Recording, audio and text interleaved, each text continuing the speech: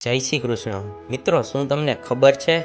શ્રીનાથજી અને દ્વારકાધીશ બંને કૃષ્ણના જ સ્વરૂપ છે, પણ બંનેમાં મોટો ફરક છે.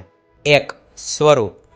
શ્રીનાથજી એ પ્રભુનું 7 વર્ષના બાળકનું રૂપ છે, જ્યારે દ્વારકાધીશ એ રાજાધિરાજ સ્વરૂપ છે.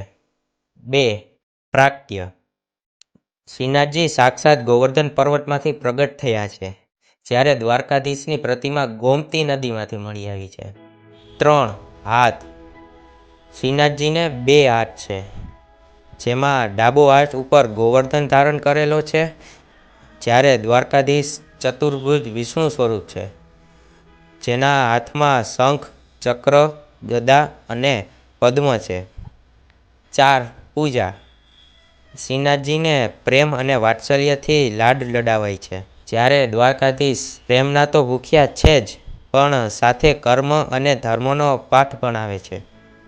ખાસ વાત: શ્રીનાથજીની નજર નીચે છે, જે કહે છે, મારા ચરણોમાં આવો, અને દ્વારકાધીશની આંખો અડધી ખુલ્લી છે, જે કહે છે, તારું ધ્યાન રાખવા હું જાગું છું.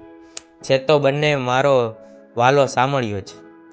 મિત્રો, આ વિડીયો તમને પસંદ આવ્યો હોય તો ચેનલને લાઈક કરો, સબસ્ક્રાઈબ કરો અને કોમેન્ટમાં જરૂર જય શ્રી કૃષ્ણ લખવાનું ન ભૂલતા. જય શ્રીનાથજી, જય દ્વારકાધીશ.